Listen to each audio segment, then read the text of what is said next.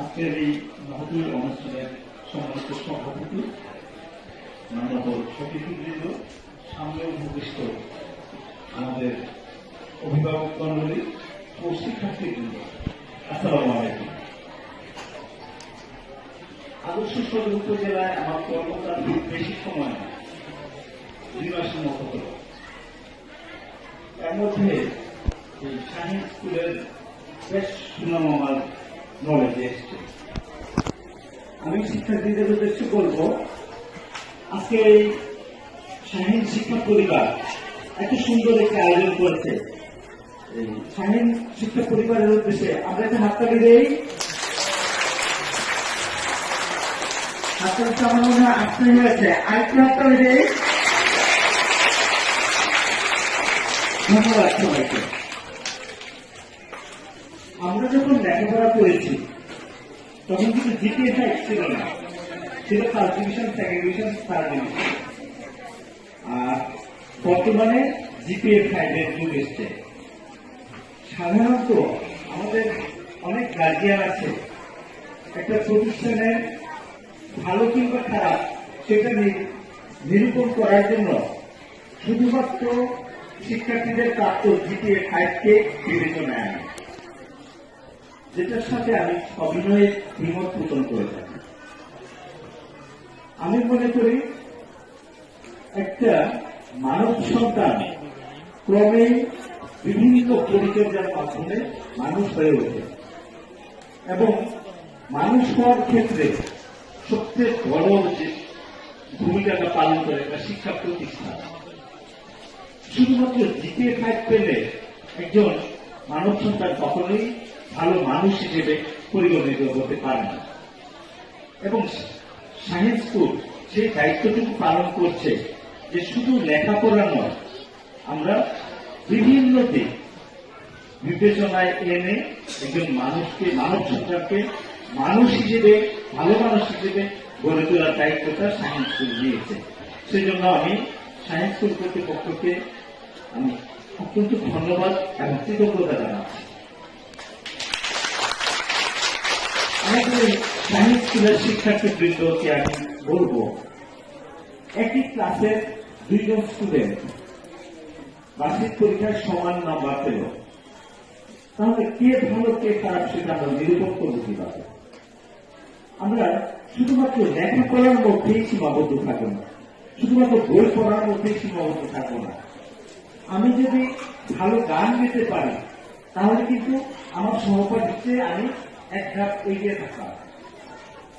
আমি যদি স্কাউটিং করতে পারি তাহলে আমি আমার সহপাঠীর চেয়ে 2 ধাপ এগিয়ে গেলাম। আমি যখন কোন সোশ্যাল ওয়ার্কের সাথে জড়িত হব তাহলে আমি আমার সহপাঠীর চেয়ে 3 ধাপে এগিয়ে গেলাম। শুধুমাত্র সার্টিফিকেট দিয়েই একটা মানুষের জীবনে সবকিছু অর্জন করা সম্ভব নয়। আমি স্কুলের শিক্ষকদের উদ্দেশ্যে একটু কথা বলে আমি আমার বক্তব্যটা শেষ করব। আমি এখানে অফিসার হিসেবে দাঁড়িয়েছি। আমি যখন বাসায় চলে যাই আমি কিন্তু আপনাদের মতো গার্জিয়ান, এবং এখানে প্রত্যেকটা শিক্ষকই গার্জিয়ান। আমি আমার সন্তানদেরকে যখন লেখাপড়া করিয়েছি, কখনো কখনো টিউটরের কাছে দিয়েছি, আমি দেখেছি যে আমার সন্তানদেরকে টিউটর পড়ায় শুধুমাত্র জিপিএ 5 পাওয়ার জন্য। আমার মেয়ে যখন তার 9-এ পড়ে তখন আমি তার 3 জন শিক্ষক চেঞ্জ করতে হয়েছে, 4th জন শিক্ষককে পড়াতে হয়েছে, কারণ সবাই শুধুমাত্র পড়ায় জিপিএ 5 পাওয়ার জন্য, যেটা আমার একেবারেই নীতি বিরুদ্ধ। শিক্ষকদেরকে আমি সবিনয় অনুরোধ করব, আপনারা বাচ্চাদের ভালো নার্সিং দিচ্ছেন, সাথে সাথে আপনার ক্যারিয়ারটা বিল্ড আপ করার জন্য আপনি একজন ইংরেজির শিক্ষক, সেখানে আপনাকে সীমিত করে রাখবেন না। পাশাপাশি আপনি আইটিতে একটু দক্ষতা অর্জন করেন। আপনি কো-কারিকুলার অ্যাক্টিভিটিসের যে কোনো একটার সাথে সম্পৃক্ত হয়ে যান, তাহলে শিক্ষার্থীদের সাথে আপনার যোগাযোগ বাড়বে এবং আপনার বড় একটা সার্কেল তৈরি হবে। আপনি আপনার নিজেকে উপস্থাপন করার একটা ক্ষেত্র পেয়ে যাবেন। আপনারা নিশ্চয়ই আমাদের যে রোবোটিক টিচার আইরিশের নাম শুনেছেন। বিশ্বে প্রথম রোবট টিচার হিসেবে আমাদের পার্শ্ববর্তী দেশ ভারতে আইরিশ শ্রেণী কার্যক্রমে অংশগ্রহণ করিয়েছেন এবং দেখা গেছে যে আইরিশ খুব ভালো পাঠদান করে।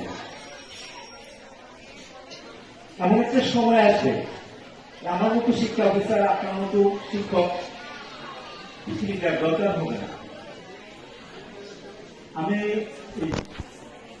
কিছুদিন আগে মার্সি মেকারকে একটা জাতীয় পর্যায়ে ওয়ার্কশপে অংশগ্রহণ করেছিলাম।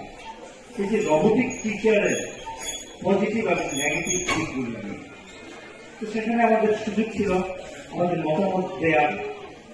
আমি সুস্পষ্টভাবে এই রোবোটিক টিচারের বিরুদ্ধে প্রয়োগ করেছি,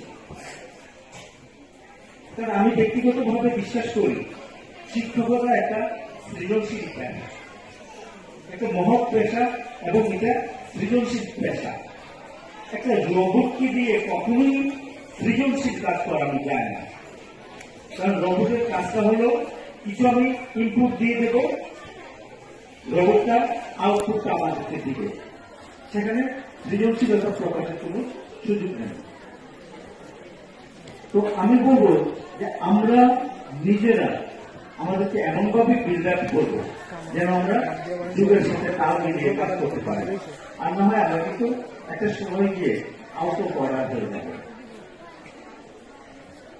তো আজকের এই অনুষ্ঠানে এসে আমার খুবই ভালো লাগছে, শিক্ষার্থী অভিভাবকদের সাথে আমার একটু দেখা হওয়ার সুযোগ হয়েছে। এই সুযোগটা